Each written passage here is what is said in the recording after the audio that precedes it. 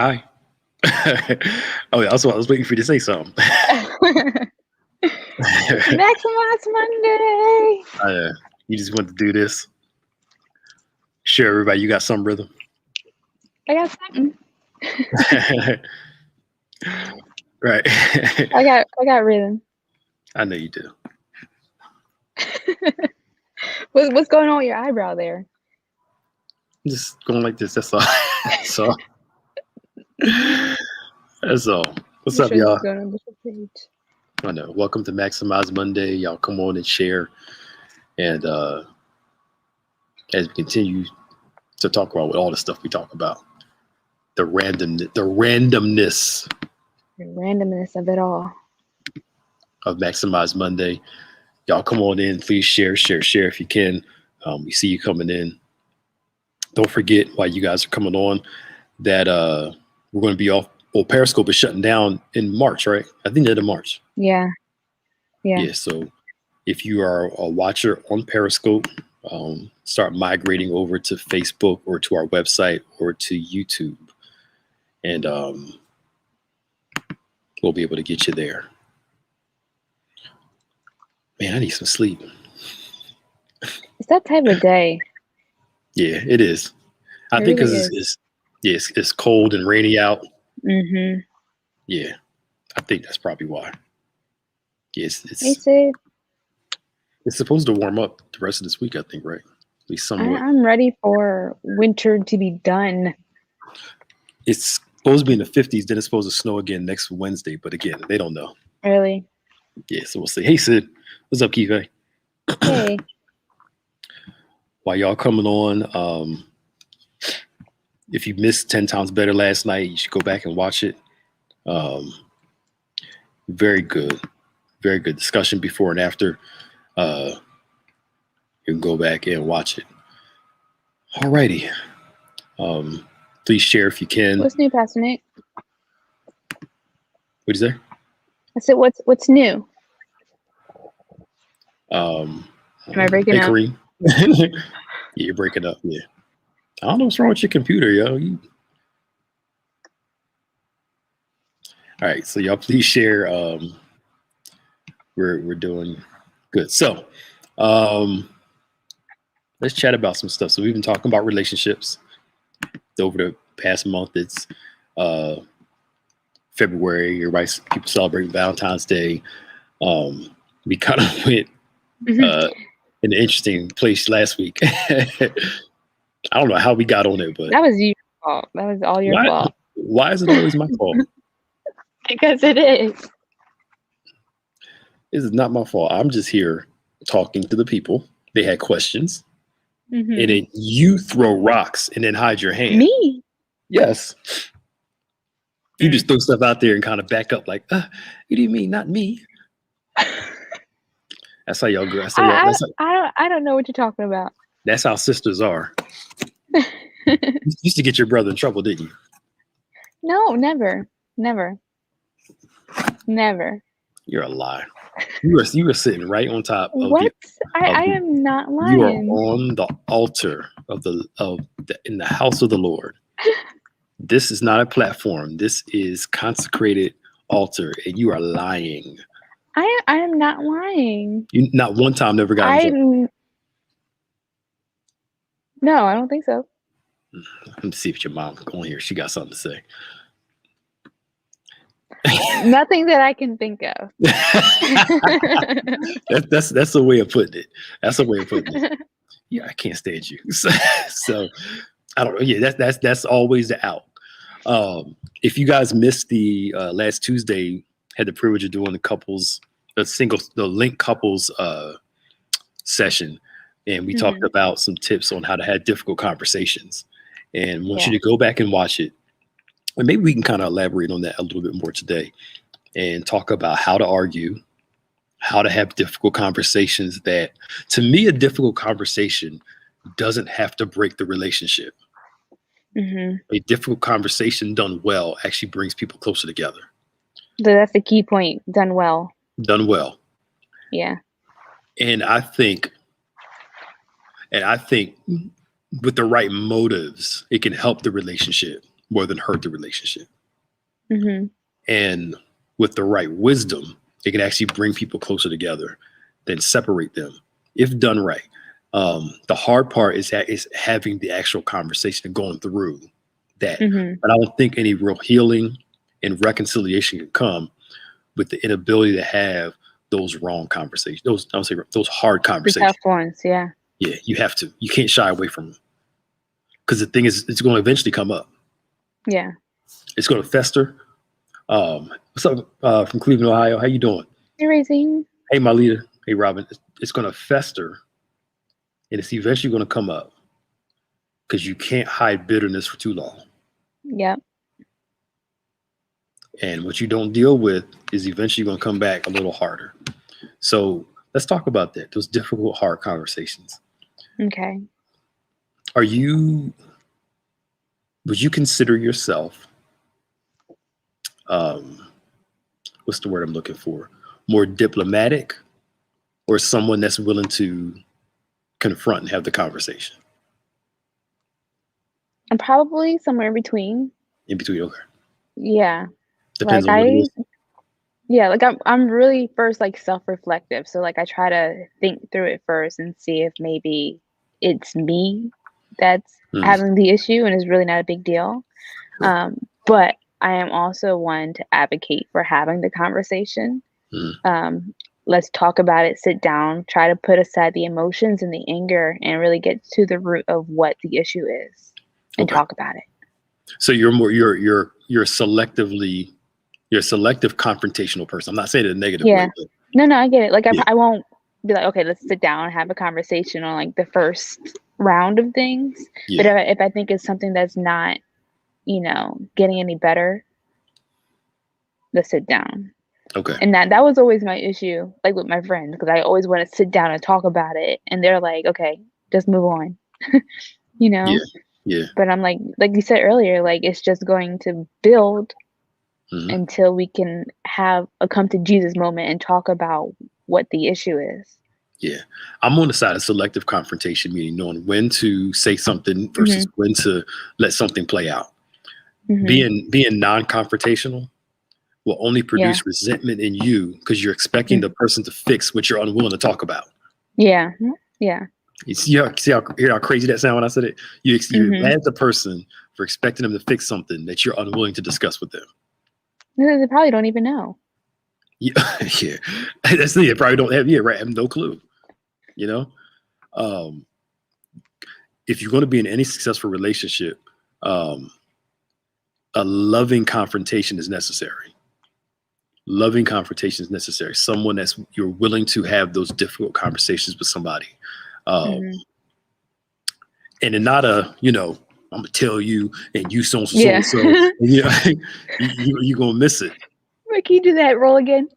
Right, you're doing however y'all do it. Yeah. But you have successful relationships are those people who are willing to have those difficult conversations. I'd much rather. Good. Sorry. No, good. I was going to say, I think that is a display of how important the relationship is to you also.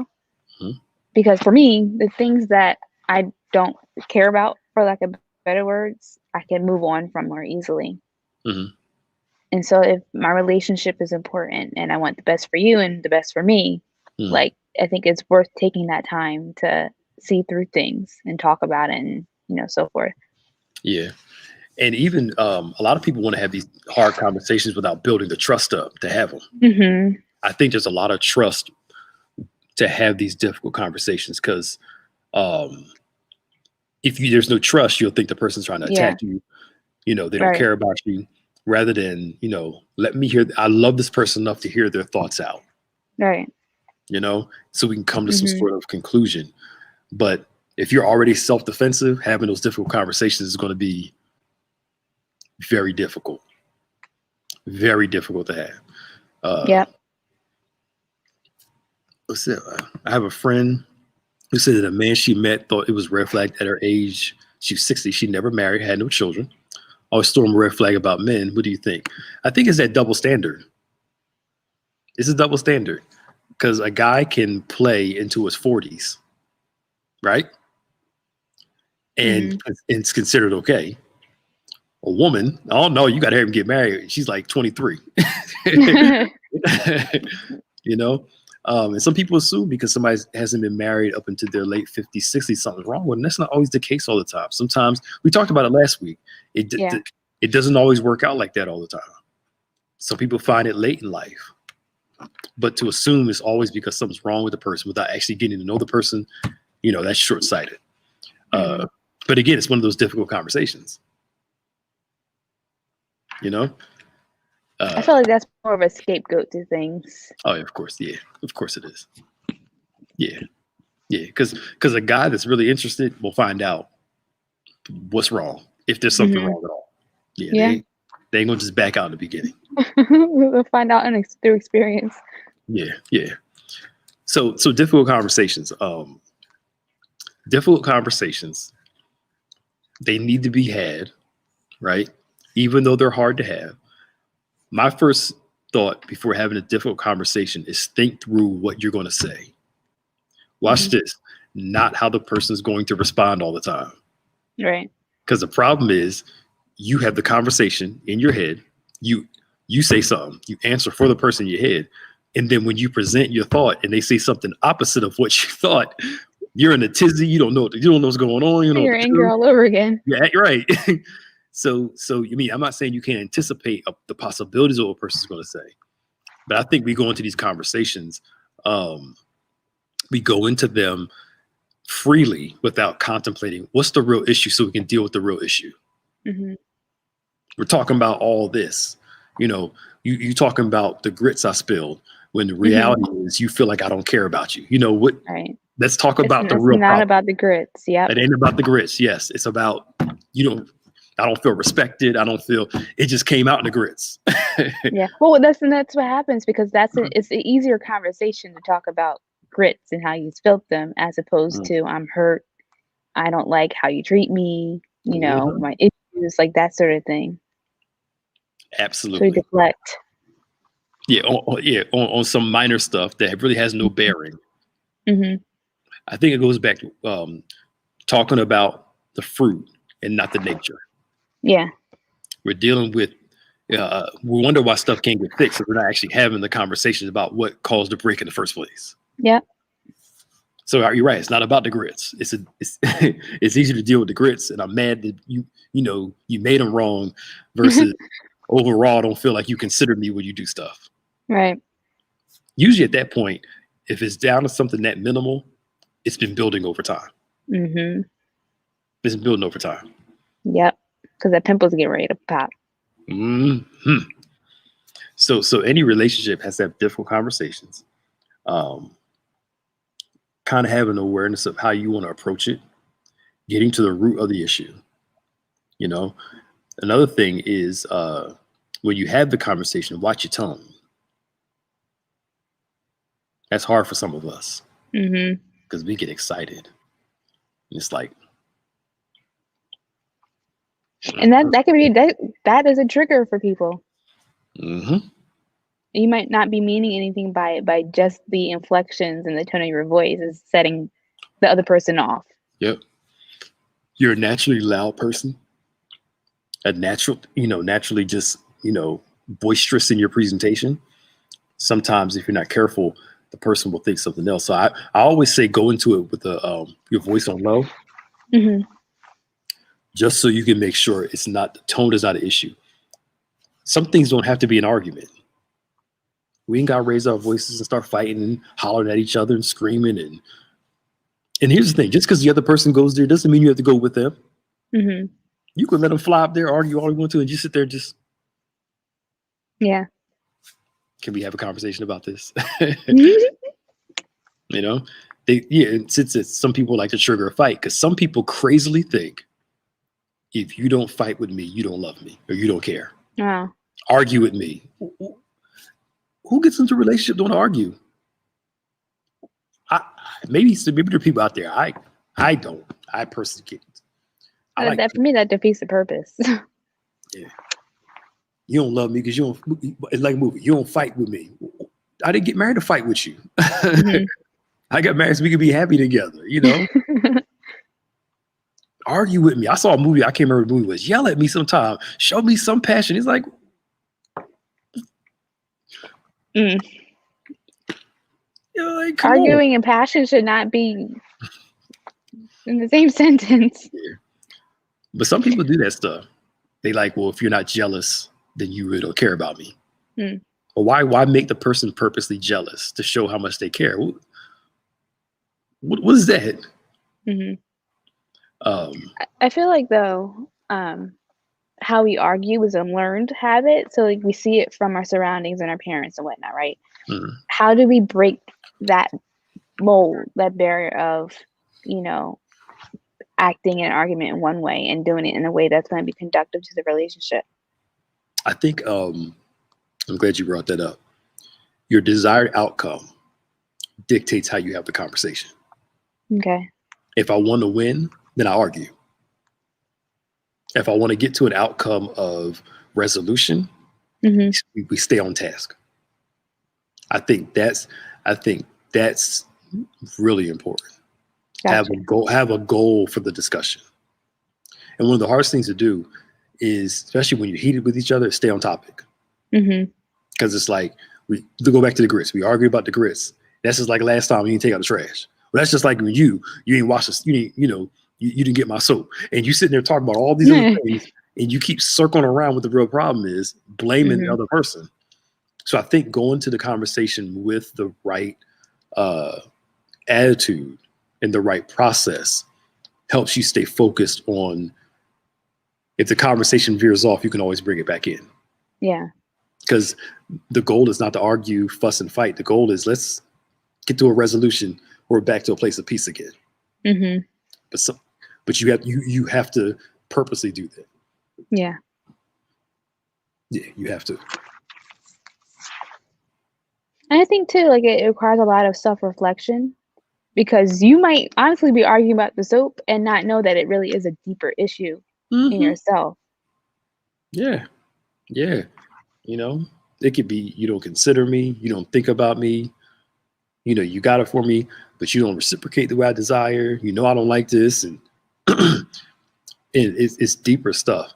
So I think, having a goal for the conversation is everything. And like you said earlier too, also thinking of the fact, am I being too sensitive? Mm-hmm. Do I really need to be that mad over this? Mm-hmm.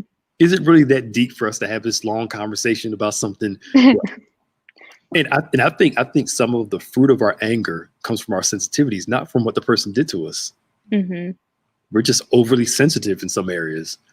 And I'm learning more and more, it's not the world's job to adjust everything to our own individual sensitivities.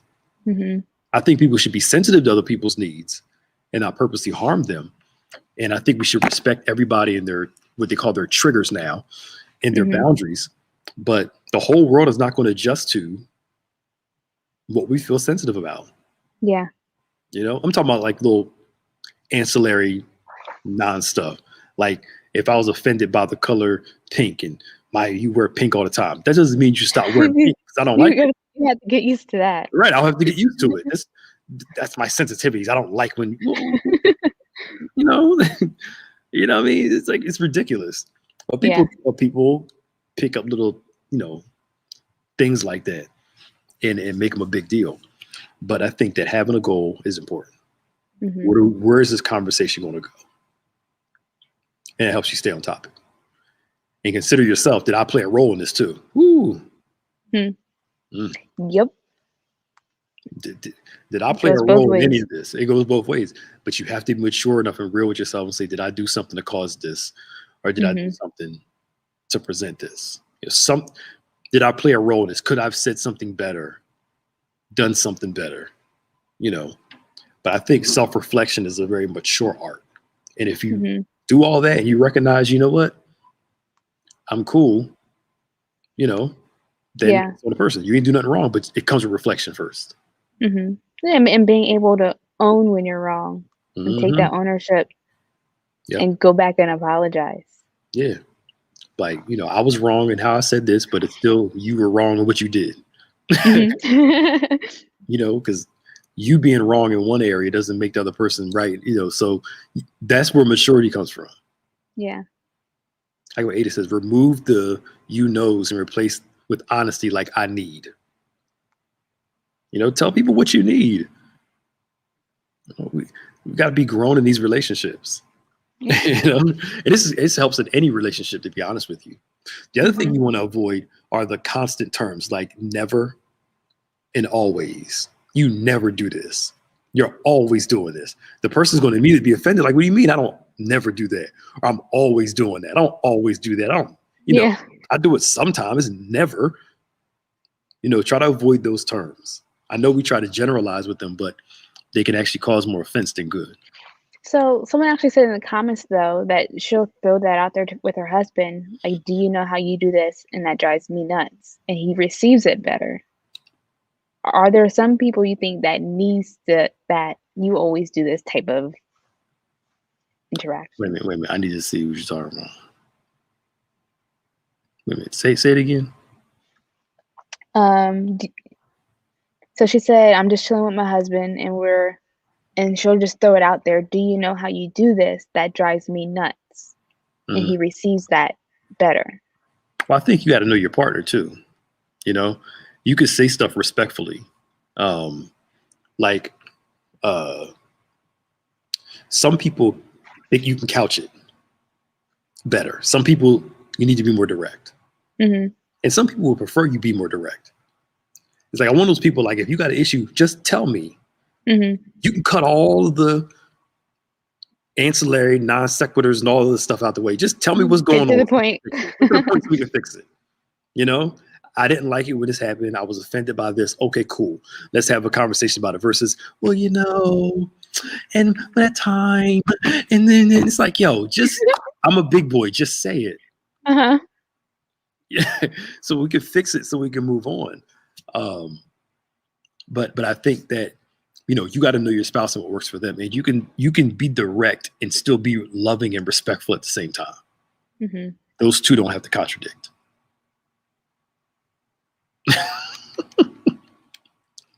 You want to know why men get insulted when women say, why do you always leave the toilet seat up? Because y'all never do the reverse. Okay? Put it up.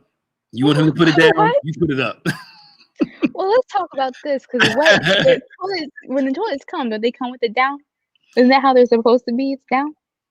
That's why they have the ability to go up and down. Oh, man.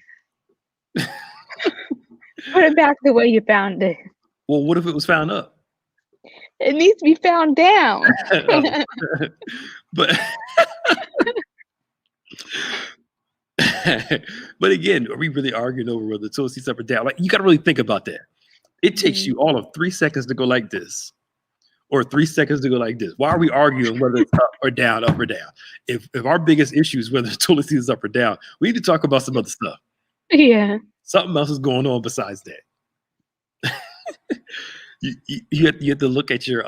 I think all of us have. Everybody has those little quirks. That's the proper word. Mm-hmm. It's a quirk where it bothers you, but it's so minute to everybody else. Mm-hmm. And I think when you learn your own quirks, you're a little more calm and you don't make such a big deal of them, because at the end of the day, like, am I really getting mad over something this small? Mm-hmm. Like I had people argue, does the toilet paper, does the roll come up? Over or under? Over or under. And I'm like, why do you care? Just use the paper. Just use it, right? But they're like, no. And I'm like, we're arguing about toilet paper. Like, seriously. It's the important things. Just use it. Like,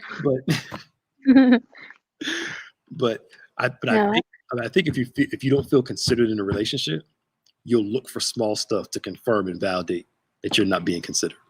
Mm-hmm. Wait, what you gonna say? I was gonna say, I think we put value on things and expect other people to have that same value, and it's not always going to work out that way. But then at the same time, I was thinking, if something is valued to someone, I think it is important to respect that. Yes, that's the other part to it too. Yes, you should respect what's valuable to other people. what's important, if I'm in a relationship with somebody, what's important to them becomes important to me. Mm-hmm. Right. It has to be, but you have to look at both. Like they says, like I'm a little OCD also. So it's like, if I see something off by an inch, do I have to go off on my family? Y'all don't respect me. Y'all don't care what I think Oh about. no. When it's like an inch off, and I can just either go fix it or just kind of be like, it's an inch. It's that big of a deal. You have to, you have to know, you have to honor what people want, and respect what they want, and desire what they desire. And both people doing that makes a great relationship. And then those of us that got OCD issues, is it really that big of a deal? Some things. Yeah. Some things. So that's the important thing. So, but again, you got to know the person you're with. I'm like Abe. I'm like you. I'm a direct person, but I've learned how to couch stuff depending on who I'm talking to. I've learned to give people a chance, and then when I realize they don't catch it in the couch way, in the loving way, here's what it is.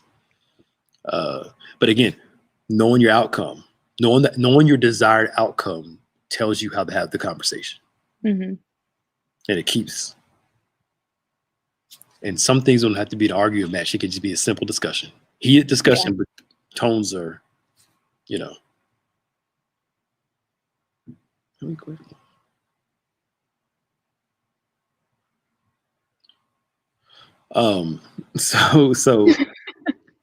So we got to have these difficult questions. We got to have it. Part of it is learning this. If we learn to live for the happiness of each other, it makes, in the consideration of others, it makes it easier. When you get married, especially those of you that aren't married, and those of you that are, it's not about you anymore. It's not always about what you want, how you like it, when you like it. It's about what's best for the family, the couple, whatever. That is what's the most important thing. It's not about who wins and who loses. How can both of us win? Right. The give and take. Yeah, the compromise. Because you're not the only person living in the house. You got to make it comfortable for the other person too. And that's usually hard for some people. The one that had the house, if the couple doesn't buy the house together, one has the house and the other person moves in with them. Sometimes the person that had the house beforehand has a hard time making the adjustment. Yeah, I can see how that can be hard. Yeah. Because your house is your kingdom. Like, that's your space, and now it's being intruded upon. Yeah. Yep. I know. Me and my wife, before we got married, I knew we were going to get married. So when I bought my house, single was the way to go. When I bought my house, I included her in the decorations of it. We went, picked the couch out, picked a lot of stuff together.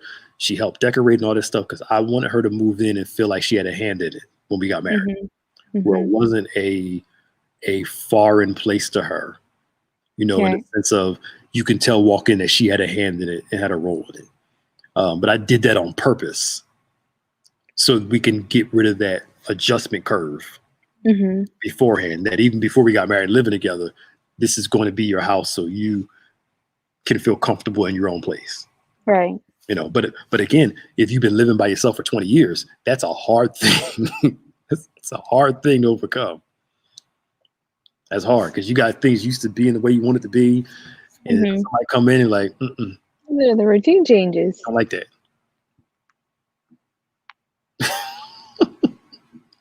But I think what people are showing us today is that little things can take on great weight.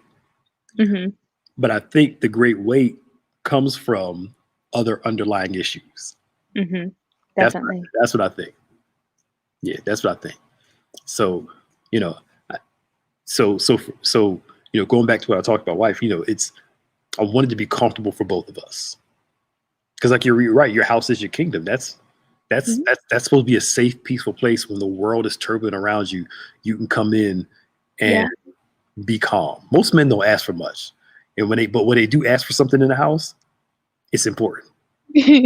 Yeah. Most men will let their woman decorate that whole entire place and just say, you know what, I just want these 3 things. Yeah. No. He let you decorate and do everything you wanted, paid for it, all of it. And he's like, I want space for this. Look at all, we don't ask for much. Just let me have my man cave. Yeah, my own little spot. Either the man cave or somebody on a pool table. But everything has to flow. It all has to flow. The whole house has to flow. Make the flow work. Make the flow work. I've learned about, we don't ask for much, but when we do ask, what we do ask for, we really care about. Mm-hmm. You'd be like, oh, I want to change the bathroom. Go ahead. What do you think about pink? It's what you want to do. It's fine. It's whatever, just, and like, oh, I really want this big screen TV. It doesn't fit. Ma'am, we both have to live here. Me personally, I don't believe that people should make the relationship look like the other person has their way all the time, and that one person gets nothing. Because eventually the person that gets nothing is going to be bitter and resentful, because it's always going your way. And that's why you have on some unhappy people. Like, to me, I think one of the worst phrases in a relationship is happy wife, happy life. Can we get rid of that slogan? Right. It creates a lot of bitterness, resentment, and some men feeling like, now let me say it too. An irresponsible person takes that and uses it wrong. Mm-hmm. We like to say happy spouse, happy house. That's really what it comes down to. Living to please each other. But you see people, giving up all this stuff to make somebody else happy, and then all of a sudden they're frustrated in the end because they're not getting their needs met. Men and women need their needs met. Ada, thank you. See, this is why me and you cool, Ada. Relationship flow is more important than furniture. You see that? Relationship flow is more important than furniture. You know what I'm saying? You work it out. Work it out. Yeah, happy furniture is important, though. It is. Oh, Lord, I could tell you a stickler. No, I want it just like this. Come to a compromise. See, I'm already compromising because I already know I want my house to be pink. So I'm already compromising by understanding that it probably won't happen that way.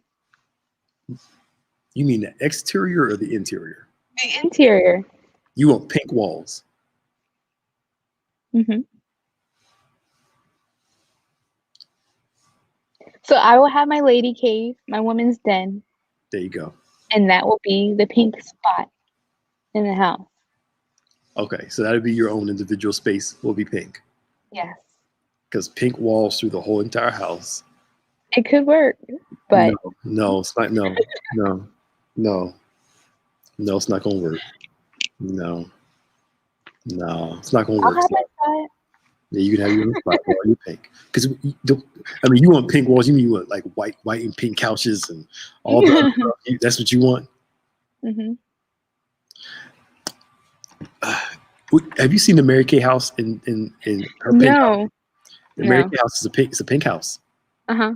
The lady that started Mary Kay has a pink house. I think they tore it down actually. Really? Yeah, because it was just too much for them to upkeep. But pink on the outside too? Wow. Wow. No, I don't think the whole thing is pink on the inside. No, the house is pink, the outside. But yeah, having pink walls is a little weird. Yeah, it's a little strange. I get it. No, it is strange. I could not the whole house, but just let me have like my spot. Anywhere else besides your spot is weird. Yes. Yeah. Yeah, your own personal den. Then I can concede on that. Yes, that's a little strange. Where did this fascination with pink come from? You like obsessed? I don't know. I just like pink. Leave me alone. No, I like colors too, but you're obsessed. It makes me happy. Okay. Let me not get started on my pink car, so we'll just keep going. You want a pink car? I have a pink car. You have a pink car? Where? Is that home? Won't you drive it? It needs a tune in. Oh, yeah. Somebody said a little Pepto Bismol around the house. Well, as Ada says, you could access it with some pink art. Yeah, that's a good compromise. Yes. Yeah. So anyway, continue. You're a forever child, and I appreciate it somewhat. But what were we talking about? Compromise. Compromise, yes. Big screen TV and yeah. Yes. And making sure both people are happy. So you have your pink bed, and he has the rest of the house to make it look like a grown up. Make it look like a grown up lives there. Yes. Kate can be very mature and sophisticated. Anyway, yes. So you want a purple car with eyelashes? That is so ghetto. I've seen those. Those are cool. Oh, goodness. Jesus. See, Queen says if it makes you happy, it's not weird. No, it is weird. No, that's not true. Yeah. No, it is weird. It is weird. It is weird, yeah. And weird things can make you happy, but yeah, it's weird. It is weird. Oh my gosh, Ada.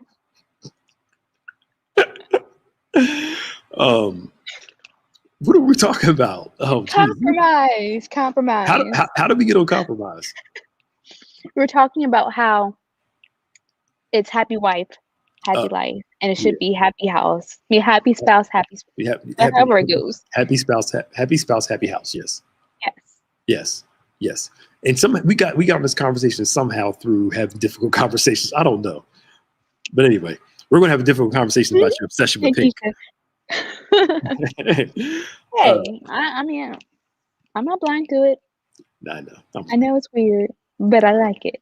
I'm sure, but I think that having those difficult conversations is important. Knowing what you're going to say up front. I don't know. We got on this tangent. I'm trying to figure out how you can go. We have these right. We have these, these things that, that's what we talk about. Learning to live for the other person, to make the other person happy, even in conversation. That's what it was. Even in conversation, knowing how to consider the person's needs, their desires, and what's best for the relationship. A discussion is not about who wins. Right. I think a lot of people see it as a fight. I want a one up person, and you're like that when you're thinking of your response and not listening to the person. Mm-hmm. You're too busy thinking of your rebuttal rather than actually listening to what the person has to say. That's an issue. I found out too, though. Sometimes you're in the argument and you're really saying the same thing, but because the tension is so heated, like you're just not getting there. Yeah, you're saying the same thing but saying it differently. Right. Yeah. You have to be able to work through those. And somebody has to say, "Yo, we're talking about the same thing. Mm-hmm. We're just saying it in a different way." Mm-hmm. We're saying it. We have two different perspectives, but that's where understanding comes in, with understanding both perspectives. Yeah. It's getting lost in the argument and yelling at it all. Yeah. And another thing, when you're arguing, no low blows either. Mm-hmm. If we talking about you burnt the chicken, don't start talking about my mama. Not your mama. Yeah, don't start. Don't throw no low blows in there. Well, I never liked you anyway. Yes, you did look bad in that dress. Yeah, your hair looks crazy. No. On low blows. Because again, you rethrow them. The problem is, once it's out your mouth, can't take it back. Mm-hmm. Cannot. That's a trust issue. Yep. Explain it. I feel like when someone is confiding you in something, that is not for you to throw it back in their face. Mm-hmm. And when you do that, I feel like that's unrecoverable. Mm-hmm. Like, I'm telling you something that is an insecurity or one of my weakest things, right? And you're going to throw it back in my face. So I feel like it's hard to recover from that. You can move on, but that is always going to be a bump. Well, absolutely. It's hard to trust that person again when they weaponize your insecurities, your sensitivities, Mm-hmm. and your pain. Mm-hmm. You know, um, it makes you never want to tell them anything ever again, because again, that trust has been broken. So, Mm-hmm. like, there are some men out there who are afraid to be emotional or cry in front of their woman because they don't want to feel Mm-hmm. like they're weak. Mm-hmm. And then, if he does it, she's like, huh, that's why he was crying the last week, acting like a little baby. Man up. He'll never do Yeah. it again. Never do it again. The person has to be able to share their heart with you, good and bad, tears, fears, and all that stuff. Uh, and if that's mismanaged, you'll never, like you said, you may never get that back. Mm-hmm. So we can't do low blows and throwing stuff back in people's faces. And, you know, that's, you can't use the person's sensitivities as a weapon against them. Yeah. Ada, come on, Ada. She's our third person, our third Yeah. maximize. She says, some are experts on that. Listen when they show you who they are and believe them. Yeah. They're showing you they can't be trusted with that sensitive information. Mm-hmm. The real question is can this person be completely vulnerable around me? And can I be vulnerable around them? Flaws and all. Mm-hmm. And vulnerability doesn't mean there's no correction. It just means I trust you enough. If you have to correct me, I'll allow you to do it. Can't nobody else do it, but you can though. Mm-hmm. Mm-hmm. I think that's important. That's trust. That is trust. Like I use this basic example. So when I start losing my hair, right? Mm-hmm. My barber was like, "Yo, man," he's like, "What I'm gonna do?" he's like, he said, "You're almost getting there." And he said, "Well, I'm just going to kind of take it down lower, kind of blend it in lower, blend it." He said, "But it's going to come a time where you're going to shade this off because of where my bald spot is." Mm-hmm. And I was like, if I can take that from a barber, but the way he said it was like, I got you, just trust me, we're going to work it out. But there was a measure of trust there. Yeah. And I say it jokingly, but it's true. Men, we should be as faithful to our women as we are to our barbers. Because a man does not want to change the barber. When we got one person cut our hair, we very, very rarely, if ever, go aside to somebody else. We call it cheating on our barber. We don't cheat on our barber. But I think that trust opens up to hard conversations. Mm-hmm. Yeah. Thanks, Keisha. Yeah, and those boys that are raised not to cry and show emotion, they become petulant adults. Petulant adults. That's what they become. They're grown but still acting like children, and they throw tantrums instead of cry. Not realizing they're still childish. We got to stop telling our boys men don't cry. Yes, they do. Let's dry your tears and let's do what we got to do. Yeah. But yeah. So I think, thank you, Ada. But we need to train our boys. It's funny. They'd be like, the boy done broke his ankle, broke his knee, broke his hip. Stop crying. Man up. Well, yo, this is pain. I broke my leg. Like, this hurts. Versus it's okay to cry when necessary, but you don't have to whine about everything. Because boys can be whiners. But my son, I'm trying to teach him how to be emotionally responsible and emotionally open. He doesn't feel like, men aren't emotional. Because then you end up getting with a woman and don't know how to be emotional. Because God knows y'all, for y'all, closeness is emotion.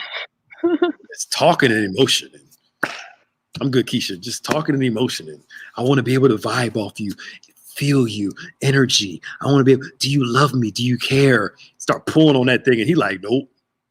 Really? Is that how we are?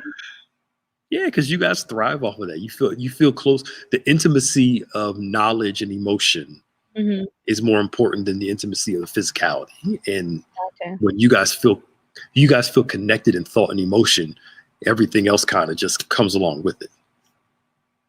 Yeah. But How about apology? Well, I mean, I think you know a good thing too. I'm glad you brought that up, Albie. You know, if you're having a difficult conversation, right? Don't use tears as manipulation. Hmm. Some folk will sit there and look at you cry. Like I'll look at you cry. You still wrong. Some people, you know, you still wrong. Now, if the person now, if you were the person that caused the tears, right? Okay. You can't tell the person how to process their pain. Mm-hmm. You can't tell the person how to process their pain. You gotta let them process their pain. Because you know we're crazy, right? When somebody hurts us, I need all the time in the world. I'm not ready yet. When we hurt somebody, you should have forgave me already by now. Yep. It don't work that way. It doesn't work that way. You don't dictate when somebody heals. Because quite frankly, we hate it when other people dictate how and when we heal. Mm-hmm. All right, it's almost 1:50. Wow, we got through this quick. Yeah, it was good today. Yeah, so what we learned today, people, Maya's weird and wants all pink. That number one on the list of things you did today. Yes. She wants a pink house. Wait till I tell Bishop tomorrow. The strangeness of this. Now, if you put it now, if you met a guy and said, you know what, I don't mind the house being pink, you would go ahead and do it. I'm sure it would be some shade of pink somewhere. I'm talking about the whole house, like you said. Yeah, there'd be a pink element somewhere. So like my favorite colors are pink and teal. So I might have like teal furniture with like pink accent pillows and decoratives and stuff. What? What? What would I do now? Wait, you said teal furniture. Uh-huh. Like this No, color. that's blue. But there's a teal in here somewhere. This is different shades of stuff. Not quite that color.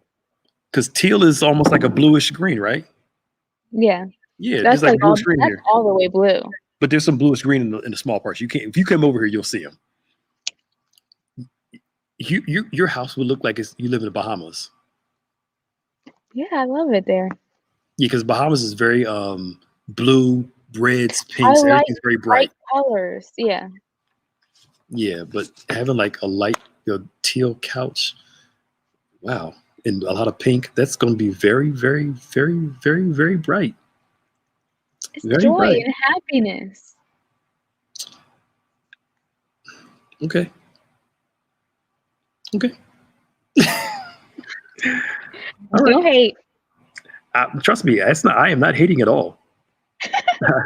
Everything is doom and gloom, black, and blues, and reds. Trust me, hating means you want it. I am okay. I would never want to live with that. I'm totally fine. Totally good. No, she's still alive. Yeah. She's still alive. Still kicking. Yeah. Internet be trying to take people out every day, so still alive. All right, y'all. We gotta get out of here. Tonight, recap at 5:30. Tomorrow night is men's ministry, right? Mm-hmm. 7:00. Wednesday, of course, is Bible study at 7. Oh, Thursday. That's what it was. Thursday. We have the finance Okay, that's what I thought. with John Feast. The finance panel with John Feast. And at 7:00, we're going to talk about finances again. And then on Friday, Fresh has a thing on Friday, right? No. The private one, right? The private one, yes. Yeah. So those millennials that are watching, you can shoot us an email, get us information. We can get you guys a Zoom link for the Fresh event on this coming Friday at 7:00. And we have a meeting at 6:30, right? So we'll come on after. There's a lot going on Friday. Yeah, I know. And then, of course, on Saturday, the Praying Over Bills was done last Monday. We aired it last Monday. Bishop, he mistakenly said it this Sunday for today, but it was. Oh, he did? Yeah, on the Sunday sermon yesterday. Oh.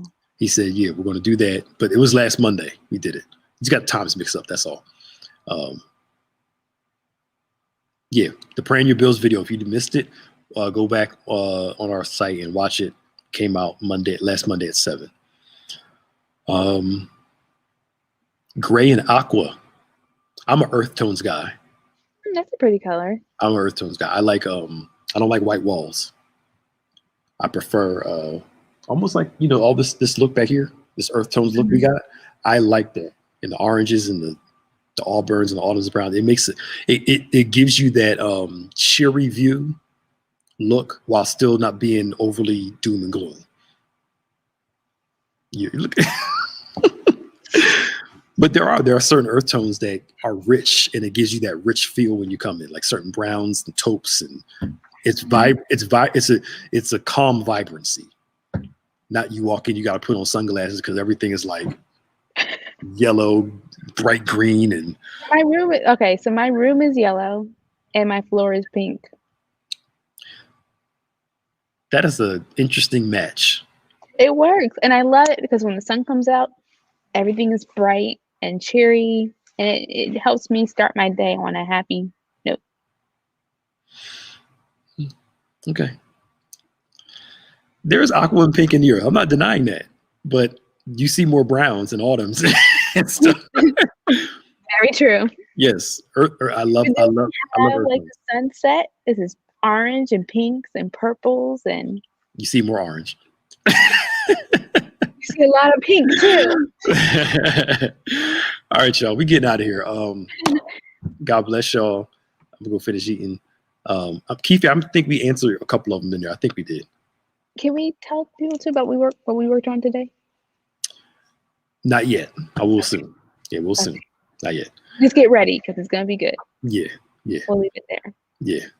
All right, y'all. We love you. We appreciate you guys, and we will see you next week. Maximize Monday at 1:00. Bye. Bye.